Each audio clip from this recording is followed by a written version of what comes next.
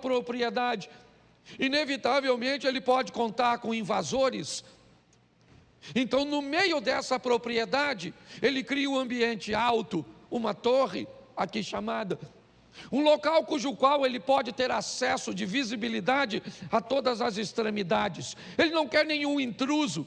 Para ele, o que está acontecendo dentro de sua propriedade é altamente valioso e restritamente pertinente a ele. Mas a última construção é um lagar, um ambiente cujo qual tudo aquilo que ele investiu vai se tornar em retorno. Porque eu preciso mostrar a você os 2 versículos, mas a partir do 3, eu também preciso mostrar a você a expectativa do dono. Ele não comprou porque nos achou bonitinho. Ele não cercou porque não tinha nenhum propósito. Ele limpou, comprou vides, ou escolheu as sementes. Ele se preocupou com a torre e com o lagar, mas ele tinha expectativas. E essas expectativas, elas são descritas no finalzinho do verso de número 2. E esperava que desse uvas boas, mas deu uvas bravas. Pode deixar esse texto. Ele compra, cerca, limpa, escolhe o que vai plantar, constrói uma torre e sai todo o investimento. No canto ele faz um tanque de piso inclinado, um dreno na parte mais baixa, porque ali é o local que será armazenado o fruto do seu trabalho. Dali ele vai tirar a uva, o vinho, dali ele vai retirar o azeite. Porém, ele tinha uma expectativa, ele esperava que desse uvas boas, mas deu uvas bravas. Então, a partir do verso 3, jogando por terra aqueles que acham que Deus só quer apenas o coração, jogando por terra aqueles que defendem uma super graça, que diz que o homem pode fazer o que quer, ser do jeito que quer, que no final ele será aceito. O verso 3 dá a seguinte narrativa: e agora, ó moradores de Jerusalém e homens de Judá, eu peço que julguem entre mim e a minha vinha. Verso 4: que mais se podia fazer a minha vinha que eu não lhe tenha feito? E como, esperando eu que desse uvas boas, veio produzir uvas bravas? E agora lhes darei a conhecer o que pretendo fazer com a minha vinha. Vou tirar a cerca que está ao redor, para que a vinha sirva de pasto. Derrubarei o seu muro, para que ela seja pisoteada. Farei dela um lugar abandonado, e não será podada, nem cevada, mas crescerão nela espinheiros e ervas daninhas. Também darei ordem às nuvens, para que não derramem chuva sobre ela. Vamos lá, porque a vinha do Senhor dos Exércitos é a casa de Israel, e os homens de Judá são a planta preferida do Senhor, certo? Este esperava retidão, somente até aí. Preste atenção, porque é importante você e eu entendermos isso. Primeiro, que esse texto está falando de nós na atualidade. O povo escolhido, a Israel do Senhor hoje, somos nós. A todos quantos receberam a Jesus, Ele deu-lhes o direito de serem feitos filhos de Deus. Nós recebemos em Cristo o direito de sermos feitos filho de Deus. Então, se entendermos esse processo, vamos descobrir que precisamos nos tornar produtivos, que precisamos valer um investimento. É assim que funciona. O texto diz que quando a resposta ela é negativa, e eu acho isso muito legal, apesar de termos uma visão coletiva, o texto também fala de nossa individualidade, porque é muito importante nós entendermos a importância da nossa comunhão, vivendo junto e criando esse ecossistema para receber outras pessoas, mas nós não estamos totalmente interligados. Porque se alguém planeja ser desobediente e viver ao lado de um desobediente, nós teríamos praticamente duas vinhas diferentes em cada um de nós. Nós não temos como responder pelo outro. Essa é a grande verdade. Mas vamos entender primeiro esse processo de compra. Se essa vinha somos nós, preste atenção na primeira carta aos Coríntios, capítulo 6, verso 20.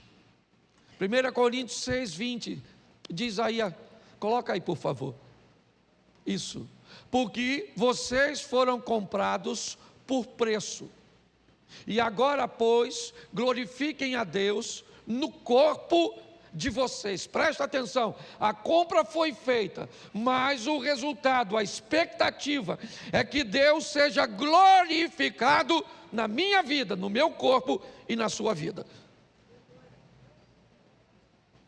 Ele nos comprou, sim ou não? E isso é legal de dizer, mas comprou por quê? Ou para quê? Para que o nome dele, para que o nome de Deus fosse glorificado na nossa vida. E o preço foi alto, 1 Pedro 1,18. Sabendo que não fosse mediante a coisas perecíveis, como prata e ouro, que vocês foram resgatados da vida inútil que seus pais lhe legaram, mas pelo precioso sangue de Cristo, como de um cordeiro sem defeito e sem mácula. Então está aí, ele nos comprou, é verdade, o preço de sangue. Para que ele nos comprou? Para que o nome dele fosse glorificado através da minha vida, através da minha postura, através do meu casamento, através do meu filho, dos meus filhos, através dos meus negócios. Essa semana passada aconteceu uma coisa bem interessante comigo. Um tempo eu estava entrando para a igreja, lá quase em frente ao Correio, na primeira rua, a rua da Policlínica. E tinha carro parado de todos os lados. E eu então, quando entrei, eu escutei um barulho. E eu desci do carro, eu tinha batido no carro de uma pessoa. Então eu comecei a procurar a pessoa e não achei. Eu estava atrasado, não podia ficar lá procurando. Em frente, o local onde eu bati, tem uma carrocinha de cachorro-quente. Eu fui lá e falei com o pessoal da carrocinha de cachorro-quente: ó, eu bati naquele carro ali. Vocês sabem de quem é? Ele falou: eu não sei não. E aí então, eu falei: olha, quando eles chegarem para tirar o carro, avise que o carro está arranhado, que quem bateu fui eu, para me procurar, que é para eu resolver. Nunca ninguém me procurou. Também agradeci a Deus. Não vou ser hipócrita. Foi um acidente, eu não bati porque quis. Mas mesmo sendo sem querer, eu tinha que pagar, sim ou não? Esses dias, estou lá tomando um café na Bolsa de Valores aqui de Xerém. Ali, na padaria querendo tomar café. Estou lá, aí o cara: e aí, pastor, como é que o senhor está? Tudo bem? Eu falei: tudo bem. Aí chegou um amigo: tá. E aí, pastor, o senhor bateu no meu carro, hein? Eu falei: bati não. Bateu, pastor. Sabe aquele carro que o senhor bateu lá na entrada da Policlínica? Eu falei: sei, rapaz, bati. Falei: olha Deus mandando a fatura. Eu falei, rapaz, eu avisei lá, te falaram que eu bati. Não, a moça lá falou que o senhor bateu no carro, tá? Mas foi um arranhãozinho pequenininho, entendeu? Que é isso, pastor? Nossa, eu já fui na igreja diversas vezes e nem falei com o senhor, deixa isso para lá. Aí eu fiquei pensando, se eu não tivesse feito aquilo. Vou te falar, foi uma das únicas vezes que eu me envolvi em acidente, assim, que o cara ficou feliz. Ele se sentiu honrado de que eu tinha. Olha que coisa legal. Deixa eu falar uma coisa para você. A sua postura, porque o Satanás manda até você fazer, mas não guarda segredo não. Eu lembro da história de um cara que arrumou um amante, escondidinho, e foi lá na Praça 11, no circo. Não esqueça disso. Está ele lá escondido. Deram um tiro lá do morro, lá de cima do rodoviária. Acertou quem? Justamente nele. Do lado da amante. Descobriram que ele estava com a amante. Então deixa eu falar uma coisa para você. O Senhor nos comprou para que o nome dele seja glorificado através da nossa vida.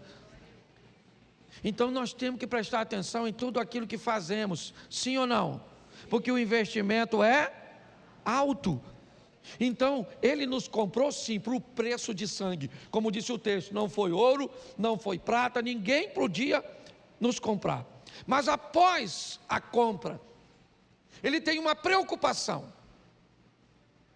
Mostrar para todo mundo que aquela propriedade agora tem dono. E o que é que estabelece num ambiente, ou quando o assunto é terras, que ela tem dono?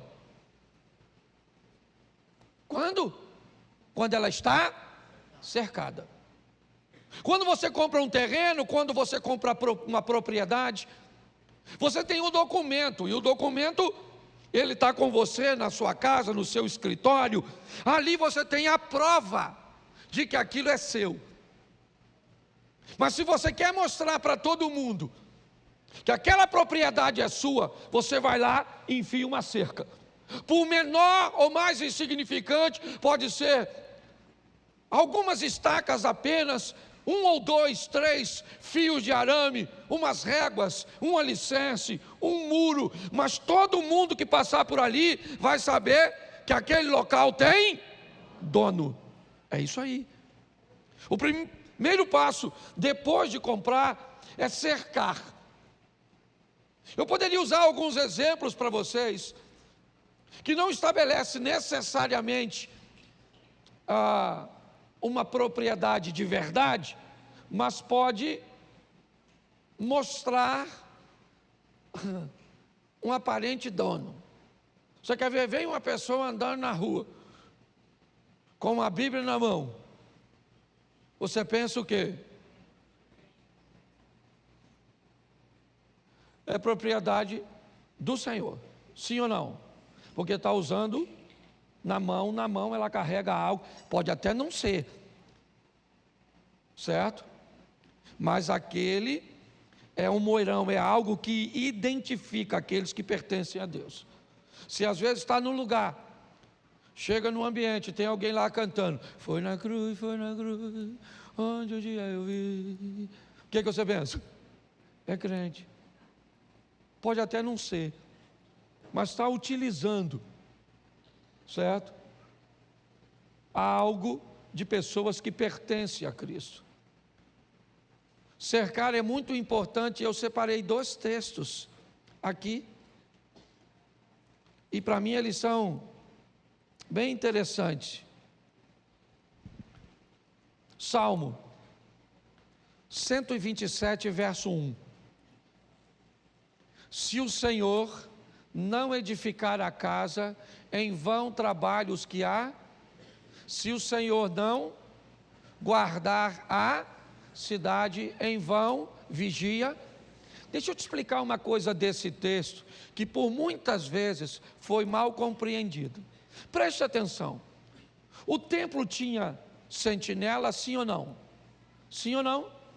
Então por que o templo de Deus e as coisas de Deus tinha guarda se Deus guardava.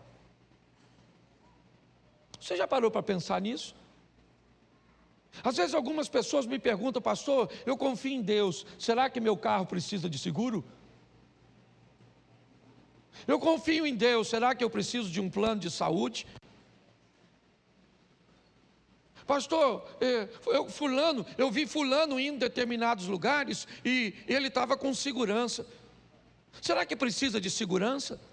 O texto é bem claro: se o Senhor não guardar, em vão vigia. Então o texto diz que existe um sentinela, sim ou não? Existe um sistema de segurança, existe uma prevenção, e ela vai proteger de tudo aquilo que conseguir proteger. E se ela não conseguir proteger, quem é que entra em cena? O Senhor. Nós precisamos entender essa expressão, guardar a cidade. Entendemos que a Bíblia nos diz que o Senhor dá ordem aos seus anjos, para que eles possam se acampar ao redor daqueles que o temem e o livram. Salmo 34, 7. Então eu preciso entender que quando eu tenho sobre mim essa cerca que ele estabelece, seja a cerca da palavra, seja do louvor, da postura, da moral, da ética, tudo isso que eu convivo, quando alguém olha para você, mesmo que você não fale nada, ele começa a identificar que você tem um dono, porque nesse mundo só existem dois donos: um dono verdadeiro e um suposto dono, e você vai se parecer com um deles. Com o que, pastor? Com a cerca, com aquilo que te cerca, com aquilo que te envolve. E é importante que as pessoas vão olhar e dizer: você foi comprado por preço de sangue, e olha o estilo de vida que essa pessoa vive. O próximo passo, o terceiro, é limpar. É lógico, ele vai limpar. Ele já comprou, ele já cercou, agora é propriedade dele. Ele limpa dentro ou fora? Ele limpa dentro. A propriedade é a dele. Então ele vai entrar e vai limpar das pedras. Mateus capítulo 13, coloca para mim, por favor. Verso 20 e 21. Mateus 13, 20. O que foi semeado em solo rochoso, com pedras, esse é o que ouve a palavra e logo recebe com alegria, mas ele não tem raiz em si mesmo, sendo de pouca duração. Quando chega a angústia ou a perseguição por causa da palavra, ele logo se desvia ou se escandaliza. Preste atenção. O texto diz que ele cerca e a primeira coisa que ele faz é remover as pedras. Ele vai usar o solo. Então ele retira as pedras. Por quê? Porque ele vai semear. E as pedras são inimigas poderosíssimas para as raízes. O que faz uma planta se estabelecer são suas raízes. São elas que determinam basicamente a sua estrutura para suportar ambientes de seca, intempéries como vento, enxurrada e tantas outras coisas. Quanto mais enraizado a vinha ou essa muda estiver, quanto mais profunda for suas raízes, quanto mais estabilizada for seus posicionamentos, mais adversidades elas enfrentarão, ou estarão prontas para enfrentar. Por isso que nós vemos pessoas que você observa e elas chegam num ambiente, crescem com uma facilidade muito grande, aparece, desponta, quer cantar, quer trabalhar, quer ir para os ministérios. Eu fico lá fora, eu fico aqui dentro, eu vou para o ministério infantil, eu estou no Manhã com Deus, eu estou na oficina da alma, eu participo de tudo, mas é só aquecer um pouquinho, é só criar uma dificuldade e pronto, ela se escandaliza, ela vai embora. Estava mal intencionada? Não. Ela só não tinha profundidade o suficiente para, no momento de escassez, ter uma fonte de onde ela iria retirar seus nutrientes, sua água, recursos, para que elas consigam se manter firmes, muitas vezes secas. Você viaja para algumas regiões, até mesmo aqui no Brasil, mas tem algumas regiões que, se você chegar no ambiente, você vai ver basicamente todas as árvores secas. Não tem uma folha nela. Seca, seca de seca. Se você não tiver acostumado, você pensa que se tacar fogo naquilo, pega tudo. Mas se você chegar pertinho dela e tentar quebrar um galinho, você vai ver que, ao invés de quebrar, ele vai envergar. O que indica que ele não está morto, ele está seco, porque o ambiente externo não é agradável. A umidade desapareceu, a chuva não aparece, o vento arrancou as folhas, a terra começou a rachar, e do que ele está sobrevivendo? Daquilo que está lá embaixo. Lá de baixo ele está tirando suas forças, ele está tirando seus nutrientes. Por isso que a Bíblia chega a dizer que a fé é loucura para alguns.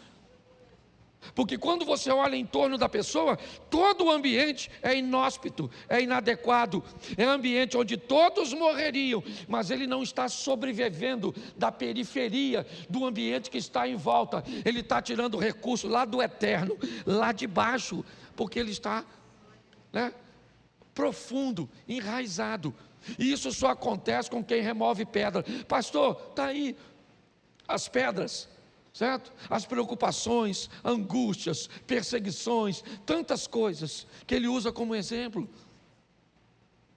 Quando ele vai falar dos espinhos, na mesma parábola do semeador, ele fala de coisas materiais, mas agora ele está falando de coisas emocionais. Jesus compra você, cerca você, mas não pode limpar você. Você não se permite. Porque para limpar a lâmina do arado, ou a perfuração mais antiga de um arado feito de madeira, é doloroso enfiar na terra,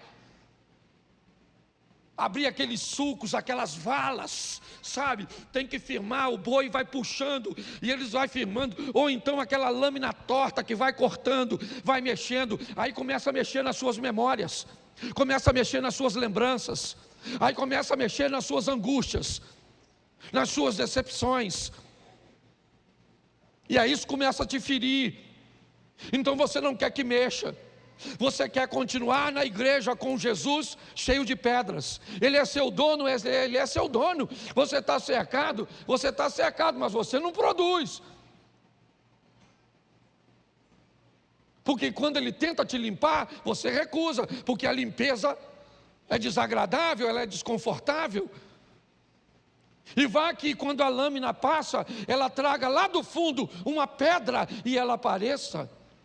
E talvez você não gostaria de descobrir que você tem pedras, que você tem obstáculos. Então você não quer que ninguém veja. É melhor você não produzir do que alguém enxergar, as suas mazelas, as suas pedras. E ele limpa das pedras. João capítulo 15, verso 3. Olha só, João 15, 3. Vocês já estão, por causa da que vos tenho, vós já está limpo, por causa da palavra que vos tenho, ou que lhes tenho falado. Essa é eu sou a videira, vós sois as varas, aquela que está em mim, essa dá muito fruto. Preste atenção, o paralelo é o mesmo. Quando você vê esse texto aí, ele não está falando de pedra não. Vós já estão limpos. Essa limpeza é a poda. É a remoção de uma área improdutiva de uma planta. É alguém que tem interesse de que outras áreas recebam total atenção de nutrientes e de produtividade. Então, se tem um galho produzindo aqui, e tem algum brotando desse lado aqui, normalmente ele vai ali e poda, para que a força que estava sendo canalizada para esse galho, agora seja canalizada para o outro. A limpeza nem sempre é remover as pedras, não. Às vezes também é a poda e a remoção de áreas que te tornam improdutivos, que faz com que você não produza, e isso precisa sair da sua vida. Agora vamos ao quarto. Plantou de excelentes. Eu gosto dessa expressão, excelentes. É alguém que não vai permitir que qualquer coisa seja plantada. Por quê? Porque eu comprei por preço de sangue. Por quê? Porque eu gastei dinheiro com cerca. Por quê? Porque eu trabalhei para tirar as pedras. É tanto investimento que eu não vou plantar qualquer coisinha. Eu vou escolher as melhores mudas, as melhores sementes. É isso que ele está fazendo. Capítulo 4 de Filipenses, verso 8. Filipenses 4, 8. Preste atenção. Finalmente, irmãos, tudo que é verdadeiro, eu quero plantar em você. Tudo que é respeitável, é o que eu quero plantar em você. Tudo que é justo, é o que eu quero plantar em você. Tudo que é puro, é o que eu quero plantar em você. Tudo que é amável, é o que eu quero plantar em você. Tudo que é de boa fama, é o que eu quero plantar em você. Se alguma coisa, ou se alguma virtude há, né? E se algum louvor existe, isso, não, seja isso o que ocupem o pensamento de vocês. Isso. Vamos trocar a terra por nossa mente. Tudo que é puro, tudo que é justo, tudo que é amável, é o que Deus está tentando plantar em nós. É isso. Essas são as sementes que Ele escolheu. Agora, tudo que é impuro, injusto. Você olha para algumas pessoas, e a Bíblia é muito clara. Você quer conhecer uma árvore, olhe para seus frutos. Pare de se preocupar com uma pessoa chega, se chega de carro, se chega a pé, se chega bem vestida, ou mal vestida, se chega, se é bonita. Se você quer avaliar a pessoa de verdade, observe o que ela produz. É a produtividade que determina, né, a qualidade. Então ele está dizendo, o que é puro, o que é verdadeiro, o que é honesto, o que é justo, é o que eu estou tentando semear dentro de você. Se você não produz, sabe o que é?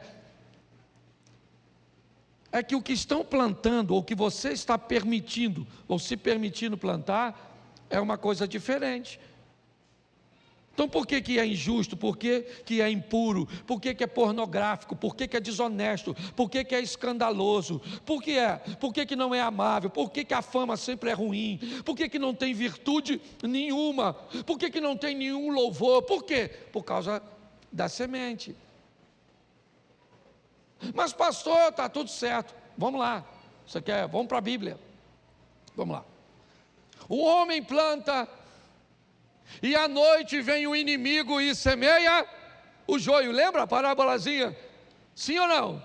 O proprietário não plantou o trigo, mas de noite veio o inimigo e plantou o joio. Preste atenção. Hoje Deus está tentando plantar o amável, o justo, o honesto, o verdadeiro, o puro, tudo em cada um de nós. Mas o inimigo também está querendo jogar sua sementinha. Mas quando é que nós vamos descobrir isso? No final da parábola. É no final da parábola que nós vamos ver.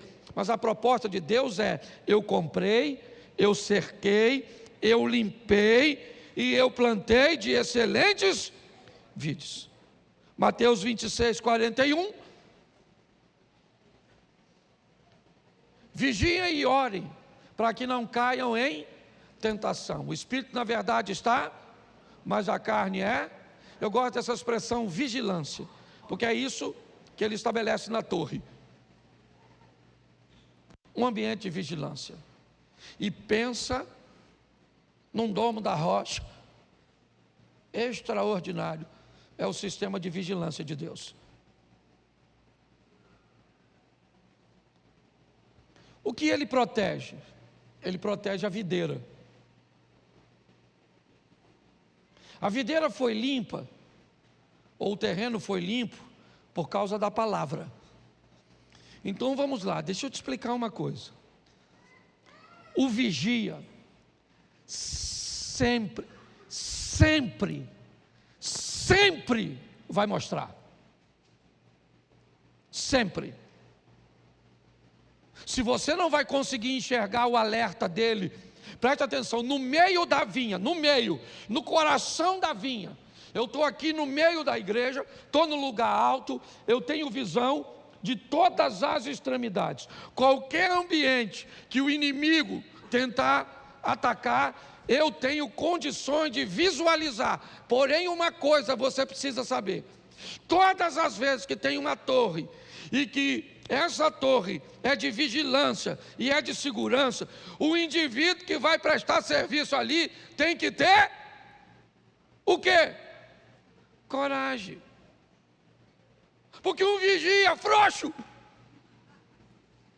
um borra-botas, um Zé Ruela,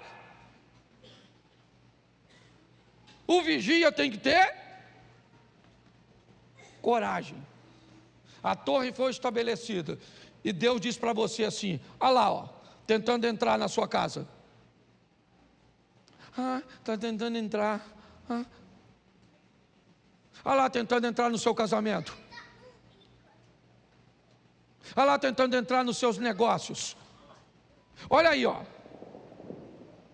Você está parando de orar. Isso é um alerta que o inimigo está entrando. Se a palavra de Deus não está entrando, alguém vai entrar.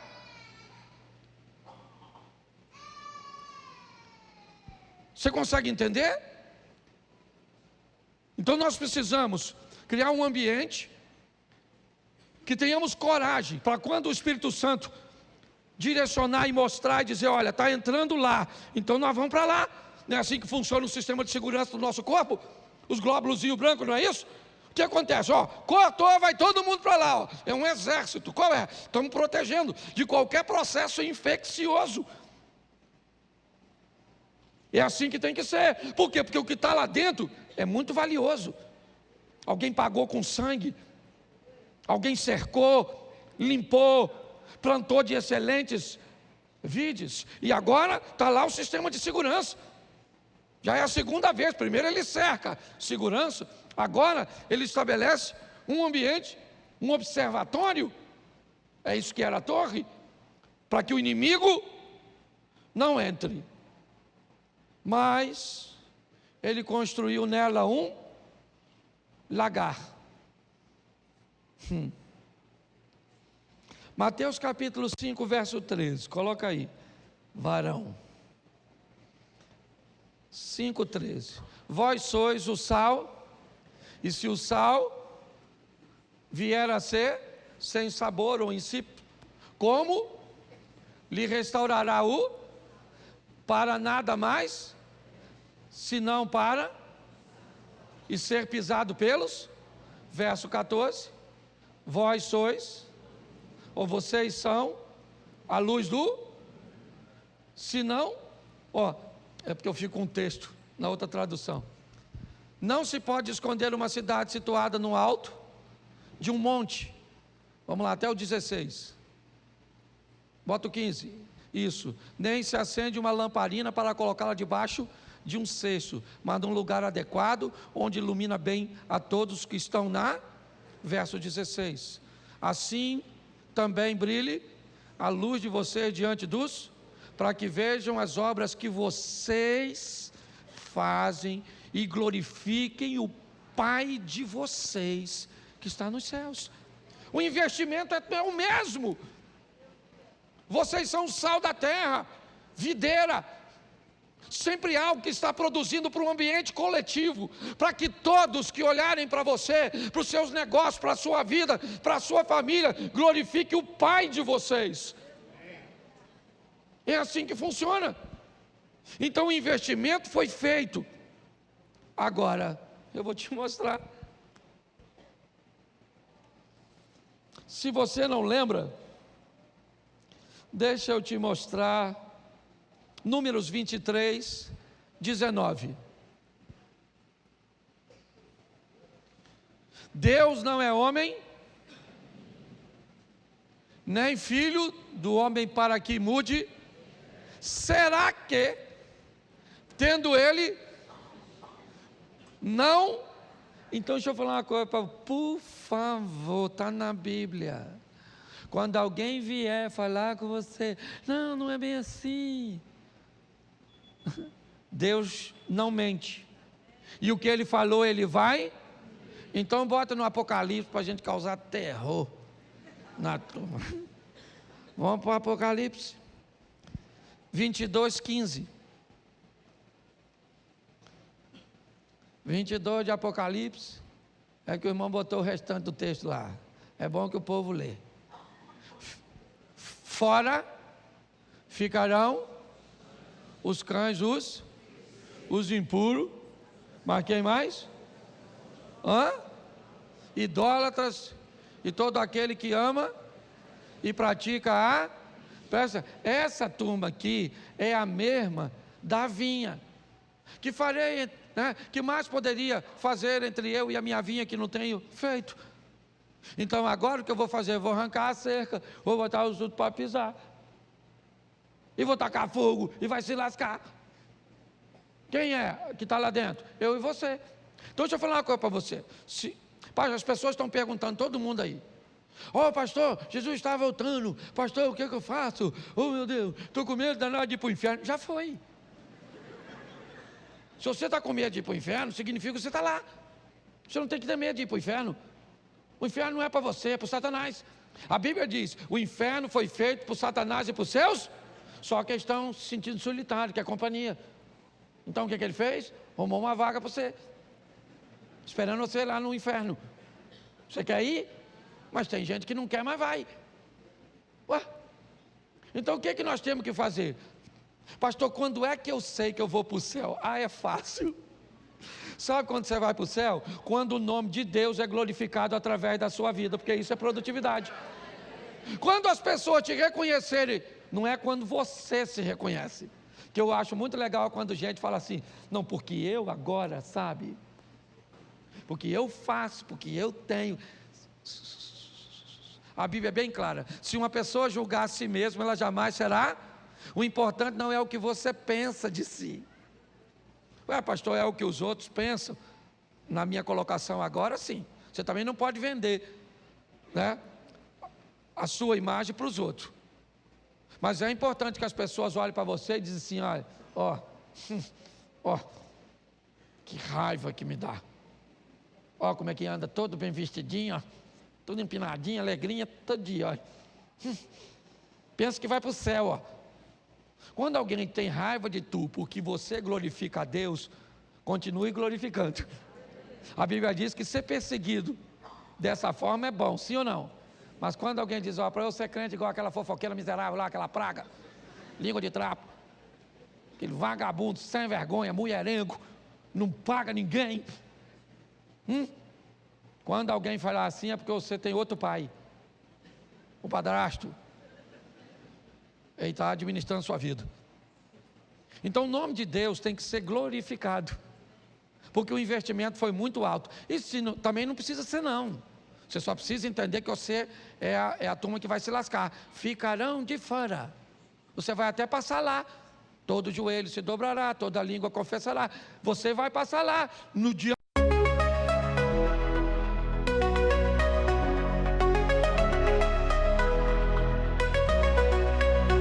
In the haze of neon dreams, I wander through the night, lost in a sea of stars where your whispers take flight. Electrified emotions, they dance around my heart in this digital garden where we never have to part. Shadows blend with colors as the beat sets me free. Every note a memory, every rhythm you and me. Echoes of you in synth waves, feel you near in the pulsing haze. There's such a world where we collide. You lost the rhythm in my mind, in my mind. With the glow of city lights, our shadows intertwine in this kaleidoscope of love where the past and future align. With every step I take, I feel your presence strong, and this digital symphony where our hearts belong. Shadows blend with colors as the beat sets me free. Every note a memory, every rhythm you and me. Echoes of you in synth waves, feel you near in the pulsing haze. There's such a world where we collide. You lost the rhythm in my mind, in my mind. And in silence between the beats I find your voice. In the flicker of the lights I see your choice. Together in this dream we'll never fade. In the echoes of our love will always stay. Echoes of you in the synth waves, feel you near in the pulsing haze. There's such a world where we collide. You lost the rhythm in my mind. Music fades away in the quiet of the night. Your echoes stay with me in the softest light. In this digital garden where our love resides. In the echoes of you, I'll always confide. As the music fades away in the quiet of the night, your echoes stay with me in the softest.